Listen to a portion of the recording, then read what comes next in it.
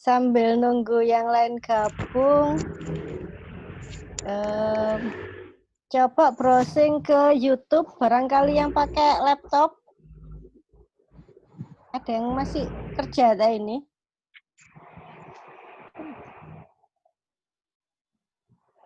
Enggak, Bu. Coba ke YouTube. Ke sini.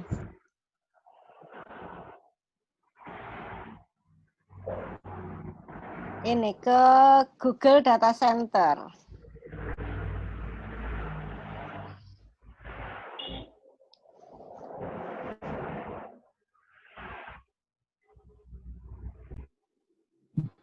Sudah ketemu belum?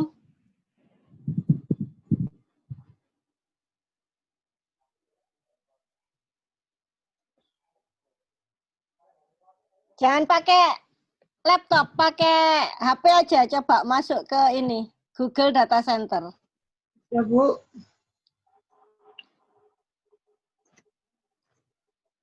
Sudah? Yang 360. Ya, Google Data Center 360.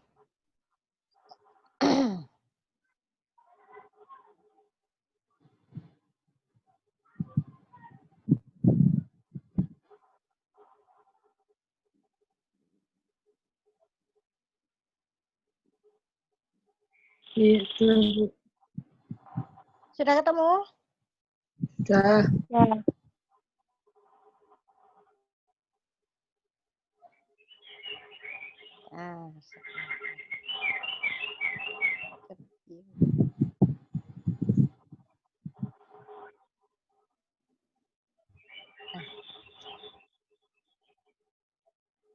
Google Data Center.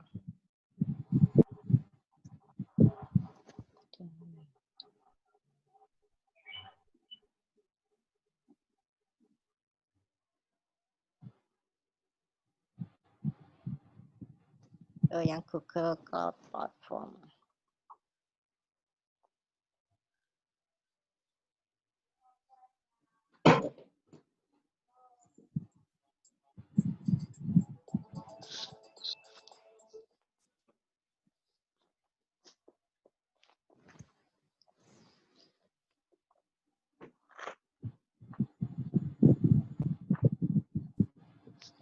Bentar.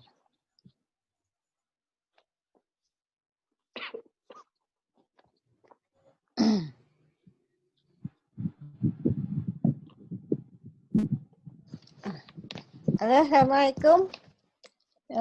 Buat yang barusan gabung, hari ini pertemuan TM3 ya. Kita membahas tentang konsep dasar informasi ya. TM1 kemarin kita sudah membahas tentang manajemennya, kemudian TM2 tentang keunggulan kompetitif, dan yang ketiga adalah tentang informasi. Jadi sistem informasi manajemen. Kita sudah manajemennya sudah kita review, sekarang kita bicara tentang informasi. Nah, pertemuan besok kita bicara tentang sistem. Tadi di awal pertemuan Bu Ana ngajak ke YouTube ya. Sudah ketemu belum? Sudah. Kalau lihat videonya itu ada yang perhatiin, ada yang beda enggak? Kalau di laptop nggak bisa tahu bedanya. Tapi kalau di HP, coba HP-nya digoyangin. Digerakin ke kanan, ke kiri gitu. Ini ya. Oh, ini.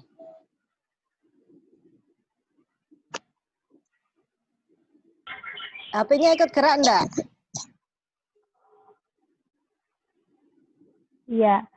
Gerak ya? Kayak kita bisa lihat samping kanan, samping kiri gitu ya? Iya. Ya, jadi enggak seperti video biasanya yang cuman apa katanya yang rekod ya. Ini adalah teknologi dari Google. Kenapa Bu Ana buka ini dengan suruh lihat Google. Bentar. Kita ke catatan lagi. Nah, sebenarnya konsep dasar informasi itu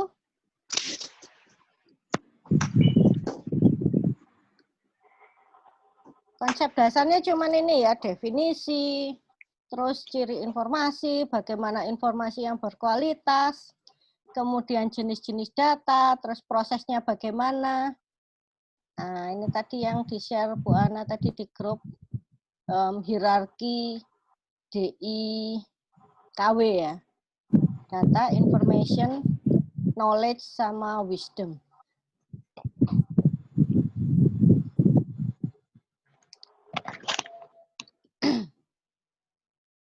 Sebelum masuk ke Google tadi, kita review sedikit tentang informasi. Apa yang dimaksud dengan informasi? Berita. Berita. Kemudian apa?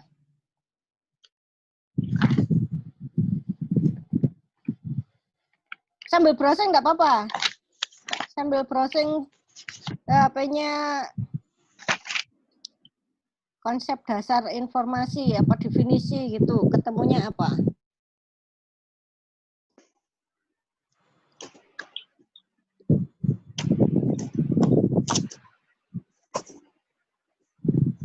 Sudah ketemu enggak? Data. Ini yang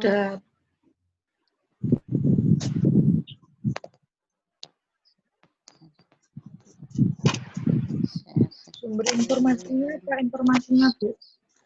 Apa? Data. Data adalah informasi ya tadi. Informasi itu adalah data yang diolah menjadi data yang diolah, ditangkap, diolah untuk dianalisa.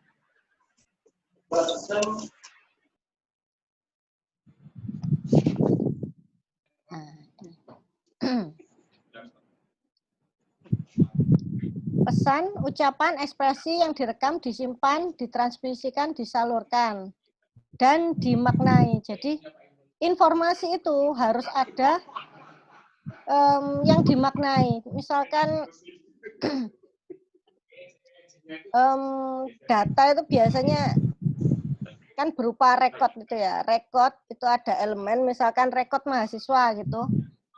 Di situ ada nama, NIM, semester, alamat. Nah, ini namanya adalah elemen. Nah, elemen ini namanya adalah rekod, satu rekod. Jadi satu mahasiswa. Misalkan dalam satu kelas itu ada 50 mahasiswa, itu berarti namanya berkas. Berkas mahasiswa 5G ya ini. 5G. Misalkan seperti itu. Jadi yang dinamakan data ini adalah kumpulan rekod-rekod ini tadi. Sedangkan informasi adalah konteksnya apa rekod ini? Oh, mahasiswa semester 5G gitu. Jadi lagi angka ini kan balik hampir di atas 1. Suaranya sobat. Jadi kalau data itu belum diolah. Tapi kalau informasi ini adalah data yang sudah diberi konteks. Artinya ada dalam satu lingkup.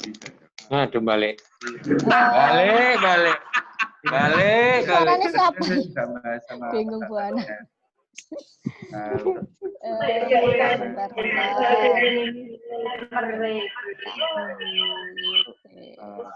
Gimana ya?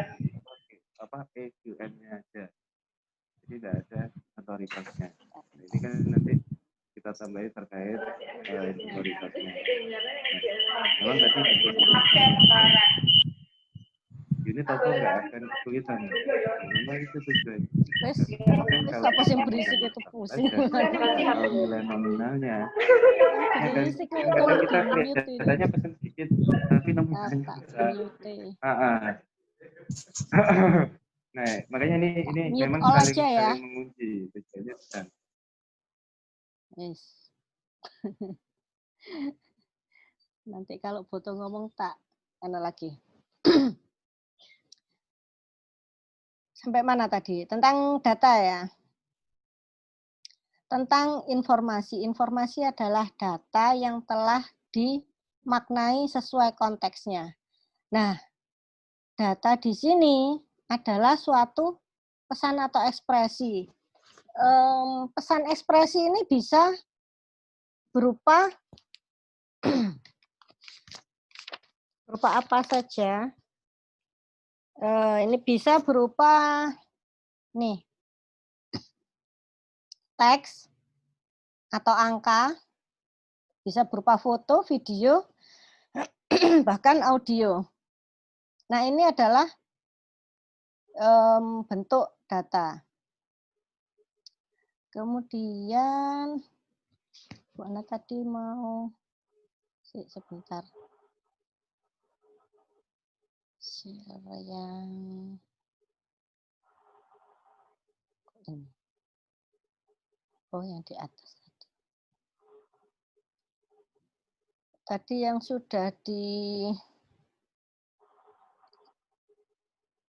di-share Bu Ana adalah ini ya. Jadi data itu diproses, bisa dikoleksi, bisa disimpan, atau bisa di-display. Itu kalau itu bisa berguna untuk orang lain, maka dinamakan information. Jadi ini biasanya menjawab pertanyaan what, apa. Jadi kalau melangkah ke step yang berikutnya, yakni knowledge, ini enggak what aja ya, tapi how. Nah ini. Jadi data menjadi informasi itu menjawab who, what, when, dan where. Sedangkan informasi untuk menjadi suatu knowledge atau pengetahuan itu menjawab how.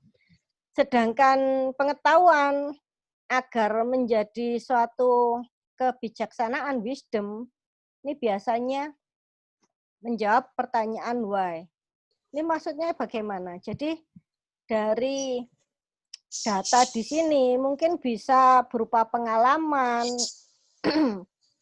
data informal atau data non-informal, itu bisa dari data yang berhubungan dengan pekerjaan ataupun data yang kita rasakan. Dan ketika kita dalami, kita pahami, understanding, nah itu merupakan satu knowledge. Jadi orang dikatakan bijak itu jika dia tahu apa yang diketahuinya. Nah, dari knowledge menjadi wisdom. Jadi seseorang ini butuh sesuatu yang namanya proses. Sama kayak kamu belajar di Fakultas Ekonomi ya. Kenapa Bu Ana kemarin nge-share tentang memahami diri kamu? Nah ini di situ kamu mengkolek data tentang diri kamu, tentang bagaimana karakter kamu, tentang bagaimana kamu menyikapi sesuatu, itu tergantung dari data dalam diri kamu sendiri dan tiap orang beda. Itu kalau kita lihatnya dari sisi internal ya, diri sendiri. Sedangkan kalau kita lihatnya dari sisi eksternal atau di luar diri kita, mungkin data itu bisa berupa data data geografis atau data pekerjaan, data yang berhubungan dengan manajemen, misalkan manajemen pemasaran, manajemen keuangan, atau manajemen produksi. Nah, itu. Kemudian data, kalian ingat enggak ada 3 level manajemen? Yang lower level, terus ada yang tengah, middle level, sama top manajemen. Nah, data ini bermain di level paling bawah. Jadi data ini adalah sesuatu yang kita kolek, kita ambil, kita lakukan tiap hari. Misalkan dalam sisi produksi ya, manajemen produksi. Data barang masuk, ada berapa macam jenisnya, kemudian berapa banyak jumlahnya. Nah, ketika data yang kita ketahui itu masih berupa material yang data satu-satu gitu, tetapi ketika digabung menjadi satu laporan, nah ini dinamakan information. Nah, information ini digunakan oleh middle management. Jadi kalau lower level management yang gambarnya kerucut itu ya, segitiga, di bawah sendiri itu data. Kemudian ada middle management itu biasanya pegang laporan-laporan, entah itu laporan keuangan, laporan penjualan, laporan produksi. Nah, itu di middle management. Kemudian kalau top level management, nah ini adalah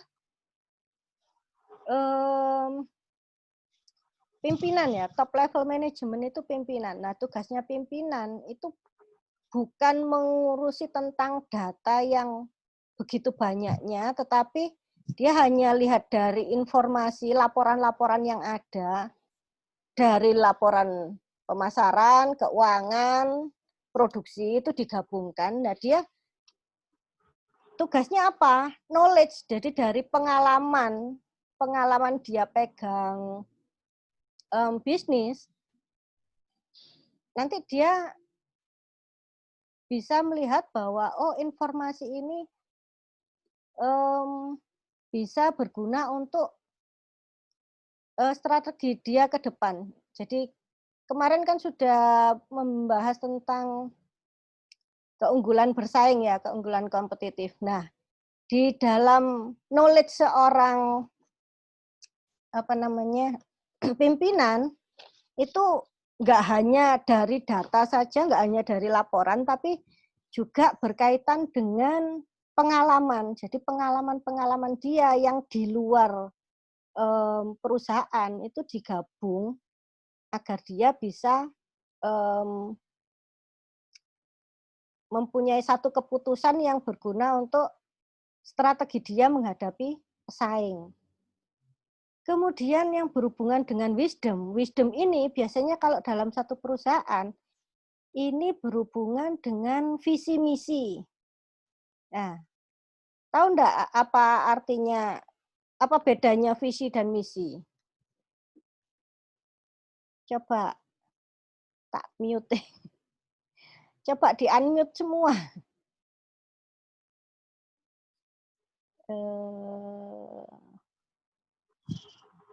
Coba di-unmute. Apa? Lagi di jalan, Bu. Iya wes, yang lagi di jalan, hati-hati di jalan. Iya, Bu. Apa bedanya, apa tadi ya? Lupa, Bu Ana. Oh itu, visi dan misi. Karena wisdom ini berhubungan dengan cara seseorang memandang kehidupannya. Jadi berhubungan dengan visi dan misi. Ada mungkin sebagian orang menganggap bahwa oh uang itu penting, uang itu identik dengan kesuksesan. Kalau saya ingin sukses, saya harus mendapatkan uang sejumlah ini, misalkan berapa triliun atau berapa berapa miliar, berapa triliun. Itu mungkin seseorang memandang wisdom terkait kesuksesan itu terkait dengan uang. Tetapi ada sebagian orang yang melihat bahwa wisdom ini adalah kebahagiaan. Kebahagiaan itu enggak melulu tentang uang. Bisa dari waktu yang dihabiskan bersama keluarga, atau bisa dari menikmati sekedar hembusan angin, atau ya hal-hal sederhana. Jadi kebahagiaan itu kadang tidak berasal dari uang saja, tetapi lebih memaknai kesederhanaan. Oke, lanjut. tadi, oh ya, ini.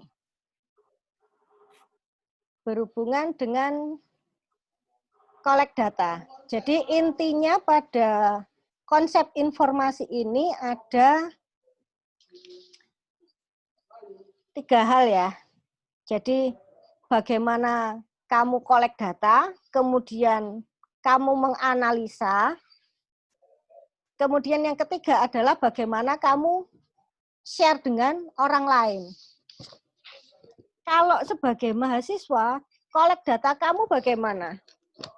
Misalkan dapat tugas, menjawab soal gitu. Pasti larinya kemana? Ke Google kan ya? Pasti lihatnya seputar misalkan dapat tugas, definisi informasi itu apa? Definisi data itu apa? Kemudian definisi knowledge itu apa? Kalian tentu larinya ke Google. Tetapi yang terkadang lupa adalah ketika Anda collect, ketika Anda mengumpulkan informasi dari satu web ke web yang lainnya, pernah nggak merhatiin cara kalian collect data? Kalau misalkan maksudnya niku. Maksudnya gini, kamu cari info tentang data ya. Data adalah gitu ya. Coba kamu buka HP nih, coba ketik data adalah. Apa yang kamu temukan? Coba ke Wikipedia. Pengertiannya. Ya, data adalah. Bentar. Coba ke Wikipedia. Kumpulan fakta. Wikipedia, data kumpulan fakta. Nah, di sini cuma ada data dan pengertian ya. Di bawah ini ada pengertian. Coba kamu ketik, kalau kamu back ya. Yang kamu ketik bukan data adalah, tapi data are. Dalam bahasa Inggris maksudnya. Mencari infonya dalam bahasa Inggris. Data are. Coba ke Wikipedia juga. Ke Wikipedia. Yang NM Wikipedia. Yang ada gambarnya ini. Ketemu enggak? Belum, Bu. Belum. Tadi kamu kan ngetik data adalah, dan yang satunya data are ya, dalam bahasa Inggris. Jadi yang satunya dalam bahasa Indonesia, yang satunya dalam bahasa Inggris. Ini sekedar simulasi aja ya. Jadi dari perbedaan kamu, Yang R itu lebih ke itu ya Bu, apa namanya, menggunakan is atau are kayak vocabulary-nya gitu kan. Sudah ketemu nggak gambar yang ini, Wikipedia yang ini? Sudah, Bu. Nah, di situ lihat. Infonya begitu banyak kan? Etimologi, ada meaning, ada data dokumen. Ya enggak? Ini Bu Ana browsingnya dari aplikasi Google. Jadi ada fiturnya translate di sini. Ada Inggrisnya, ada kalau pakai yang bentar tak stop share-nya. Kalau pakai laptop keluarnya bahasa Inggris toh, nggak ada. Nah, ini data. Yang ini ya, lupa. Sudah tak. Nah, ini. Nggak ada bahasa Indonesianya kan ya? Kalau di laptop, bahasa Inggris saja. Tapi kalau pakai aplikasi Google, Bu Ana barusan download Google soalnya. Nah, ini ada aplikasinya langsung translate Indonesia gitu. Jadi cara kita ngambil data itu juga penting. Jadi hanya sekedar kita cari definisi ya, cari definisinya data adalah dengan data R yang keluar kan beda. Jadi di dalam mencari data, mengkolek data itu tadi, kita lebih banyak menemukan berbagai macam. Jadi data tadi tipenya ada data grafikal, ada kultural, ada saintifik, finansial, meteorologi, transportasi. Nah, ini adalah macam-macam data. Kemudian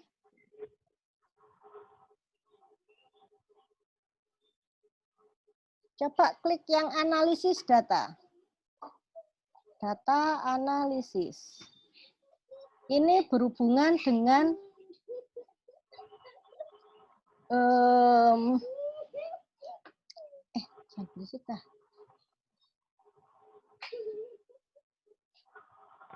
data analisis. Nah, ada kuantitatif, ada kualitatif. Nanti kalau ketemu metodologi penelitian, sudah ketemu belum? Kan biasanya disuruh penelitian, cari data gitu kan. Datanya ngambilnya pakai apa, kuesioner atau wawancara gitu. Terus kalau datanya kualitatif yang berupa teks, nah itu ngitungnya bagaimana di SPSS itu. Pakai skala Likert. Sudah ketemu? Jadi data itu kalau dalam metodologi penelitian itu ada dua. Data kuantitatif, ini berupa angka. Kalau data kualitatif itu berupa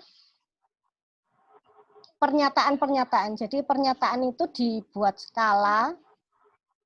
Kalau setuju itu dikasih skala, dikasih nilai 5. Kemudian kalau nggak setuju dikasih nilai 1. Nah, itu diangkakan. Jadi dari pernyataan diangkakan agar bisa masuk ke program apa? Yang berhubungan dengan skripsi itu. Program SPSS. Udah mau habis dah ini waktu nih. Iya, kurang 8 menit lagi ya.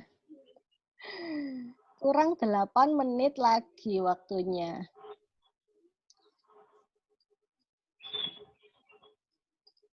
Stop share.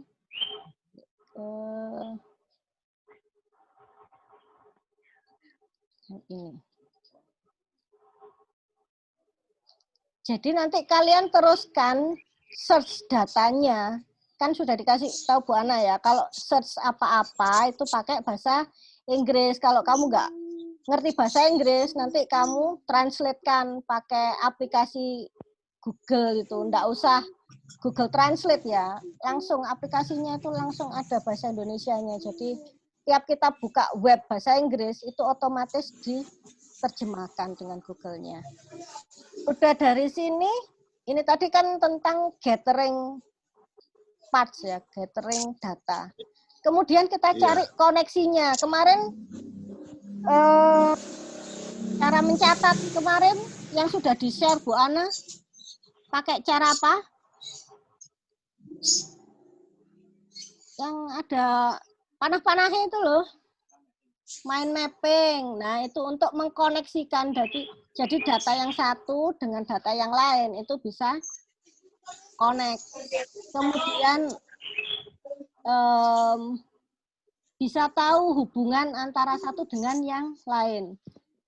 Kemudian sebagai knowledge, kalau kita sudah connect yang satu dengan yang lain, kita sudah paham, itu harus kita share, bisa berupa video atau berupa infografis, dan disitulah seseorang itu bisa mendapatkan pemahaman lebih dibandingkan hanya jika membaca. Jadi membaca itu belum dikatakan belajar ya. Kalau sudah doing, kamu sudah research, kamu sudah cari data, kemudian data itu kamu capture, entah itu screenshot atau kamu print atau kamu tulis ulang, kamu gabungkan dengan yang lain.